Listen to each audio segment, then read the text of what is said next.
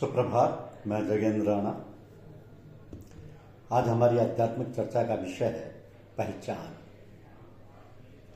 पहचान। देखिए, शिष्य जब गुरु के प्रेम आकर्षण में बंध जाता है और गुरु के सुधे हर समय रखने लगता है, तब वो देखता है कि धीरे धीरे उसकी सभी बातें बदलने लगी। कर्म, स्वभाव, रहन सहन सभी बदल के गुरु की तरह हो रही। प्रथम भाव और विचार बदलते हैं, फिर कर्म और स्वभाव में वही लक्षण प्रकट होने लगते हैं। बात करने के समय कभी कभी उसको ऐसा प्रतीत होता है कि मैं नहीं बोल रहा, गुरु ही बोल रहे हैं। उस समय बोलने की शैली भी वैसी ही हो जाती है। चलने के समय ये गुमान होता है कि गुरु ही चल रहे हैं, इत्यादि। तो ऐसी अवस्था आने पर रज और तम का प्रभाव अंतःकरण से हट जाता है और सत प्रधान बन श्रेष्ठ और उत्तम विचार सम्मुख रहता है और सत्कर्मों की ओर उसे झुका देता है। आगे यही अवस्था दृढ़ होने पर सत्कर्म उसके स्वभाव में आ जाते हैं। अशांति से शांति की ओर बढ़ जाता है। इस क्रिया से अंतःकरण तो सबके बदलते देखे ही जाते हैं, पर किसी किसी साधक का बाहरी स्थूल रूप भी ऐसे बदल जाता है कि देखने वालों को पहचान करना मुश्किल पड़ता है। तो जिस समय इतनी फनायत शिष्यता में आ जाती है, शिष्य में आ जाती है, तो फिर उसे मायावी दैत्यों, काम, क्रोध, लोभ, मोह, मद, मत्सर से भय नहीं रहता। उसके अंदर इनमें से किसी का भाव नहीं हो जाता। ये तो सब संगाते हैं और संगी जाते हैं और ये सब दब जाते हैं। इनके विचार नष्ट हो जाते हैं और इनमें समता आ जाती है। काम, क्रोध इत्यादि नष्ट करने की बात करना या उन्हें बिल्कुल खत्म कर देने का इरादा रखना मूर्खता है। विनाश के साधन में भी तो उन्नति नहीं हो सकती। जो केवल वाचक यानी ज्ञानी है या साधना की बिल्कुल निचली श्रेणी में चल रहे हैं, वही ज्ञानवश इस प्रकार इनकी अच्छा करने की बातें किया करते हैं। महापुरुषों का सत्संग उठाए हुए समझदार साधक ये कभी नहीं सोचता। वह इनको साम्यावस्था में लाने की कोशिश करता है और फिर इन्हीं के सहारे ऊपर चढ़ाई का द्वार हो जाता है। तो उनको ऐसा करने के लिए साधक को किसी विशेष क्रिया की आवश्यकता नहीं होती। केवल हृदय कमल का मुख नीचे से घुमा के ऊपर कर देना होता है। तो जिस समय वो ठीक ऊपर हो जाता है, इन सब में समता आ जाती है। यह हृदय का घुमाव साधक स्वयं किसी गुरु की बताई हुई विधि से कर सकता है, वरना गुरु भी कभी कभी अपनी आत्मशक्ति के विषय में प्रवेश करके ऐसा कर देता है। पर यह सब उसकी दया और कृपा पर निर्भर है। इन गुरु ऋणों को चुकाने के लिए सेवा करना लाजमी है। इन विकारों में समता आने पर साधक के अंदर ये गति हो जाती है कि वह मंगल कार्यों में प्रसन्न नहीं होता, अमंगल के समय उदासी नहीं रहता, दुख में अति दुखी नहीं, सुख में अति सुखी नहीं। तो ना किसी से बैर और ना द्वेष और ना किसी से अधिक मोहब्बत। कोई काम मर्जी के मुताबिक बन गया तो खुशी, और ना चाहते हुए बिगड़ गया तो उसमें कोई रंजन नहीं। जो कुछ मिल गया उसी में मगन, ना आगे की चाह ना पीछे का गम। तो ऐसों के अंदर कोई अपनी मर्जी नहीं रहती, कोई चाहना उनके दिल में नहीं होती। वो भगवत मर्जी पर चलते हैं और मस्त रहते हैं। जिनके अंदर गुरु कृपा से ऐसी भावना का उदय हो जाता है, उनको फिर किसी साधन या सत्संग की आवश्यकता नहीं रहती, वो पूर्ण हो जाते हैं।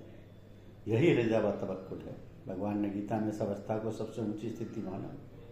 कहते हैं कि सिद्धि सिद्धियो सुमो समो भूत्वा समत्व योगो उच्यते। जो कार्य के सिद्ध होने पर और ना सिद्ध होने पर एक सा रहता है, वही सबसे ऊंचा योगी है। इसी को उन्होंने ब्राह्मी स्थिति माना है। तो ब्राह्मी स्थिति से तात्पर्य ममता और कामनाओं को त्याग के परमात्मा में लय हो जाना है। इसका सबसे सरल उपाय संतों के यहाँ यही माना गया है कि गुरु में अपने को लय कर दो, उसके लिए अपने को मिटा दो।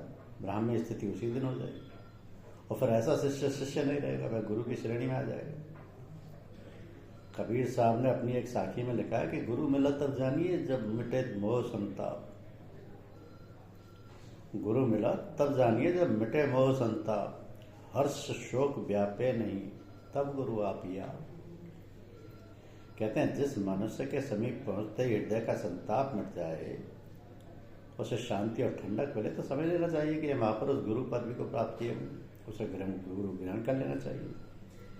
और अब तुम्हारे अंदर ऐसे भाव आ जाए कि हर समय भगवान की याद रहे, उनके आश्रय रहे, उनका आश्रय रहे और कोई कामना और किसी से क्षमता ना रहे, तो समझना चाहिए कि अब हमारा काम पूरा हो गया और हम गुरु की तद्रूपता को प्राप्त कर चुके। बस इससे आगे कुछ नहीं। जो भक्त में लय हो चुका वो भगवान में लय हो चुका। आगे ऐसा कोई गुरुजन आचार्य दीक्षा से दीक्षित कर लोक कल्याण व सेवा के लिए उसे आज्ञा देते हैं, फिर वह भी शिष्य बनने आने लगता है। इस इतने दुष्कर और कठिन मार्ग को सहज में तय करने के लिए गुरु सेवा और गुरु प्रेम अनिवार्य माना गया है। गुरु ऋण भी चुकता है और अपना काम भी बनता है। तो महर्षि पतंजलि ने चित्त के विकारों की निवृत्ति का एकमात्र उपाय ईश्वर प्राणिधान ही माना। ईश्वर प्राणिधान का अर्थ है ईश्वर के भरोसे अपने को छोड़ देना, उसकी मर्जी पर चलना, राजी व रिजा, इस साम्यावस्था की प्राप्ति का साधन करके साधन उनके शब्दों में सुनिए कि मैत्रीकरणा मुदितोपेक्षाणाम सुख दुख पुण्य विषयाणा भावना तिश्चित प्रसादनम। वो कहते हैं दूसरे प्राणियों को सुखी देखकर उनसे मित्रता या प्रेम करो, यदि किसी को दुखी देखो तो उस पर दया करो, धर्मात्माओं को देखकर प्रसन्न हो, पापियों से उदासीन हो। उदासीनता से तात्पर्य यह है कि उसका बुरा ना चाहो, ना उसका बुरा चाहो ना भला चाहो, बेतल्लुक रहो। ऐसी भावना लाने पर चित्त निर्मल बन जाता है, विश्व प्रेम उत्पन्न हो जाता है। तो विश्व प्रेम की अवस्था बहुत ऊंची है। इसके आने पर सब अपने ही दिखाई देते हैं, किसी से द्वेष नहीं रहता, किसी से घृणा नहीं होती, सबके क्लेशों को दूर करने का दिल ललचाता रहता है। और ऐसा महान पुरुष तन मन से प्राणियों को आध्यात्मिक, आधिदैविक और आदि भौतिक कष्टों से छुड़ाने में उद्योग करता है। ये पर सेवा है। कई आचार्यों ने इसी विश्व प्रेम की अवस्था को अंतिम पद या ब्राह्मी स्थिति माना। हमको भी यहीं तक जाना है। इसके लिए हमें अपने मोहब्बत के दायरे को बढ़ाना होगा। जो दिल अभी तक स्त्री और बच्चों में फंसा था, उनको ही सब कुछ मान रहा था, उनका ही प्रेम में दीवाना था, तो उसे मोह के दलदल से निकाल के बाहर सारे विश्व में फैलाना है। इसका सबसे सुगम उपाय ये है कि पहले इस साधना के लिए हम एक आदमी को चुने। वो मनुष्य ना तो कोई शरीर के नाते वाला हो और ना उससे दुनिया की कोई गरज निकालने की हमें कोई उम्मीद हो। वो केवल परमार्थ का साथी है, उससे लेह बढ़ाने की कोशिश करे। तो बारंबार मिलने और खिदमत करने से उसे राजी करे और अपनी तरफ खींचे। ऐसा करने पर आपस में प्रेम बढ़ जाएगा और धीरे धीरे दिल में उसकी मोहब्बत का असर प्रकट होने लगेगा। दिल एक है, एक ही ओर रह सकता है। ज्यों-ज्यों वह उधर को बढ़ता जाएगा त्यों-त्यों उधर से मुंह कम होता जाएगा। तो इस तरह सहज में वैराग्य का साधन उसको पूरा हो जाएगा। शास्त्र कहता है कि अभ्यास और वैराग्य से दर्शन मिलता है। गुरु की बताई हुई क्रिया से निरंतर मन को एकाग्र करने का उद्योग करना अभ्यास कहलाता है। और संसार की वस्तुओं और संसारी संबंधियों से दिल का लगाव कम हो जाना वैराग्य। तो ये वैराग्य गुरु प्रेम से मिलता है और इसी प्रेम को हृदय में उत्पन्न करने के लिए गुरु सेवा या गुरु भक्ति की जाती है। तो जब इतनी साधना पूरी हो चुके और मन अपने सगे संबंधियों की तरह गुरु से पूरी मोहब्बत करने लगे, तब पर उसे थोड़ा और आगे बढ़ाओ। गुरु के दूसरे भक्तों में फैलाओ, जिनको तुम गुरु भ्राता या अपने सत्संगी कहते हो। ऐसा करने पर उनसे भी गाढ़ी मित्रता हो जाएगी और वो सत्य में अपना ही मालूम होने लगेंगे। वो तुम्हें प्यार करेंगे और तुम उन्हें प्यार करो। यहाँ पर आकर तुम्हारी नज़र में संसारी रिश्तेदार फीके पड़ जाएंगे और गुरु भाइयों के मुकाबले में गौड़ हो जाएंगे। सोचो तुम्हारी आत्मा कितनी विस्तृत होगी। कहाँ तो वह घर के अंदर थी और आज इन लोगों तक पहुंची जो ना तुम्हारी जात या बरादरी के हैं, ना कोई पहले के दोस्त हैं। प्रथम एक सेंटर यानी गुरु तक उसे बढ़ाया, फिर दूसरे गुरु भाइयों में फैलाया। अब इसी तरह और इसका दायरा बढ़ाते चलो यहाँ तक कि सारे विश्व में फैल जाए। बस काम पूरा हो गया। दिक्कत शुरू में ही पड़ती है, जब गुरु भाइयों तक हो जाती आ जाती तो आगे बस में बढ़ जाती है। किसी कोशिश की जरूरत नहीं होती, क्योंकि अब तो उसमें हरकत पैदा हो गई। एक बात हम और भी बतलाएं, गुरु अपनी सेवा से इतना राजी नहीं होता जितना कि गुरु भाइयों की सेवा से प्रसन्न होता है। वो तो ईश्वर रूप है, ईश्वरीय उसका स्वभाव है। भगवान भक्तों की सेवा से जितनी जल्दी रीझते हैं उतने अपने भजन से नहीं प्रसन्न होते हैं। जहाँ दोनों से प्रेम का व्यवहार हो वहाँ तो सभी काम ठीक है। जैसी प्रीति कुटुंब से तैसे गुरु से हो, चले जाओ वैकुंठ को वहाँ न पकड़े को। तो गुरु स्नेह की जांच करते रहनी चाहिए। स्वप्न से मन की परीक्षा ठीक होती है। जागृत अवस्था में मनुष्य मन को अपने ध्येय पर रोक सकता है, गलत रास्ते से उसे लौटा सकता है, पर स्वप्नावस्था में उस पर कोई अधिकार नहीं रहता। उस समय वह स्वतंत्र घूमता है और जिन चीज़ों की ओर उसका झुकाव होता है उन्हीं की कल्पित सृष्टि रच उसमें विहार करने लगता है। तो साधकों को ये देखते रहना चाहिए कि हमको स्वप्न किस प्रकार के आते हैं। जब तक संसारी स्वप्न आए तब तक ये समझना चाहिए कि अभी विषयों से मन का उपराम नहीं हुआ है।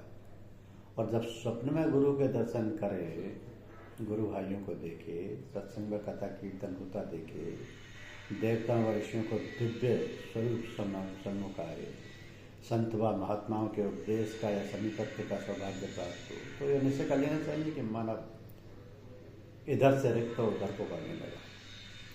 नीचे दर्जे के साधकों को ऐसे दिव्य स्वप्न कभी कभी आते हैं, उन्हें एक डायरी में नोट कर लेना चाहिए और अपने गुरु को भी उसकी सूचना दे देना चाहिए ताकि वह भी तुम्हारी हालत का अंदाजा लगा सके। यद्यपि समर्थ गुरु अपनी दिव्य दृष्टि से शिष्य को देखता रहता है, उसकी खबर रखता है, चाहे वो कितनी दूर पर क्यों ना हो। परंतु ये शिष्य का भी फर्ज है कि जुबानी या तहरीरी अपनी हालत की हमेशा उसे इत्तला करता रहे। अक्सर साधकों को डायरी लिखने की गुरु लोग जो आज्ञा देते हैं वो इसी अभिप्राय से होती है। उचित है कि पक्षी या मांस नोट डायरी को गुरु के सम्मुख पेश करें और स्वप्नों के विषय में अथवा अभ्यास की यदि कोई विशेष अवस्था उन दिनों आई हो तो उसके विषय में शंका समाधान कर लें ताकि बात समझ में आ जाए। कभी कभी साधकों को स्वप्न में या ध्यान में आगे पीछे की होने वाली बातें भी मालूम हो जाती हैं। उन्हें किसी पर प्रकट ना करे वरना दोषी हो जाता है और उसी दिन वो शक्ति उससे छिन जाती है। तो ऐसे विचित्र अनुभवों को गुरु के सिवा किसी को बताने की आज्ञा नहीं है। खामोशी और जब्त साधकों के लिए लाजमी है। जो बकबक करने वाले होते हैं उन्हें स्थान से पतित कर दिया जाता है, इसलिए इस मामले में होशियार रहने की जरूरत है। महाभारत के शांति पर्व में कथा है कि राज ऋषि भीष्म माणसैया पर पड़े मृत्यु की बाट जोर है। उस समय महाराजा युधिष्ठिर अपने भाइयों और भगवान कृष्ण के साथ उनके दर्शनों को पहुंचे। आज्ञा पाकर युधिष्ठिर ने पूछा, दादा धर्म का मार्ग बड़ा ही विस्तीर्ण है और फिर उस पर भी उसमें अगणित शाखाएं हैं, इनमें किसको आप श्रेष्ठ सुगम और प्रधान मानते हैं? उसी का मुझे उपदेश दें ताकि उस पर चलकर मेरे ये लोक पर लोक दोनों सुधर जाएं। इस पर भीष्म बोले, सारे धर्मों से उत्तम फल देने वाली माता पिता और गुरु की भक्ति है। मैं सब प्रकार के पूजाओं से इनकी सेवा को बड़ा मानता हूँ। इस व्रत का पालन करने वाला मनुष्य संसार में भी जिसका भागी बनता है और पुण्य लोकों पर भी विजय प्राप्त करता है। तो माता पिता और गुरु जिस बात की आज्ञा दें उसे बिना सोचे विचारे पालन कर डालना चाहिए, क्योंकि वह तुम्हारे अहित की बात कह ही नहीं सकते। जिस काम को उनकी आज्ञा हो वह धर्म ही है, चाहे शास्त्र उसकी आज्ञा दे रहा हो या नहीं, ऐसा निश्चय रखना चाहिए। अब यहाँ गुरु से तात्पर्य बनावटी अथवा स्वार्थी साधु से नहीं है, बल्कि पूर्ण और समर्थ गुरु से जो मन वचन और कर्म से धार्मिक बन चुका हो, जिसका शरीर केवल लोक कल्याण के लिए परोपकार के लिए ही बना हो। तरवर सरवर संत जन चौथे वर्षे में परमारथ के कारण चारों धारण दे। फिर कहा युधिष्ठिर, माता पिता और गुरु यही तीनों लोक हैं, यही तीनों आश्रम है, यही तीनों वेद है, यही यज्ञ की तीन अग्नियां हैं। जो उनकी सेवा में भूल नहीं करता वो तीनों लोगों को जीत देता है। तो पिता की सेवा से श्लोक को, माता की सेवा से परलोक को और गुरु की सेवा से ब्रह्मलोक पर ब्रह्मलोक को मनुष्य प्राप्त होता है। ऐसा करने से यश, परम कल्याण और महान फल देने वाले धर्म का पालन होता है। तो जहाँ तक बन सके इनकी आज्ञा का कभी उल्लंघन ना करें। इनको भोजन करा के स्वयं भोजन करे, उनको कभी भी दोष दृष्टि से ना देखे, सदा उनकी सेवा के लिए तैयार है। जिसने इनका आदर कर लिया उसने मानो सारे संसार का आदर कर लिया, और जिसके द्वारा इनका अनादर हुआ उसको संपूर्ण शुभ कर्मों पर पानी कर दिया। तो ऐसा सम्मान न करने वाले मनुष्य के इहलोक और परलोक दोनों बिगड़ जाते हैं। तो बेटा युधिष्ठिर, मेरा तो ये दस्तूर जिंदगी भर का रहा कि संध्या पूजन, भजन, उपासना और दूसरे जो भी शुभ कर्म मैं करता था उनका फल उसी क्षण उनके अर्पण कर देना था। इसी के प्रताप से मेरे उन कर्मों का पुण्य 100 गुना और 1000 गुना बढ़ गया, तथा इसी को मैंने सबसे बड़ा तप माना। इसी के द्वारा मुझे दिव्य दृष्टि मिली है, जिससे मैं तीनों लोकों को खुली आंखों देख रहा हूँ। यही वास्तव में श्राद्ध है। पुत्र का धर्म है कि अपने शुभ कर्मों का फल माता पिता को अर्पण करे, और शिष्य का धर्म है कि रोजाना भजन व उपासना के पश्चात फल गुरु की भेंट चढ़ा दे, अपने दिल ना रखे। फल की आसक्ति त्याग के जो भी कर्म किया जाएगा वो महान फल देने वाला होगा, पर ऐसी वासना भी हृदय में ना लाए कि मैं इसलिए दे रहा हूँ कि वे लड़ बढ़ के मुझे मिलेगा, वरना होता रह जाएगा, वरना होता रह जाएगा। तो ये प्रमाण है कि माता पिता और गुरु की सेवा की जाए। ओम हरि, धन्यवाद।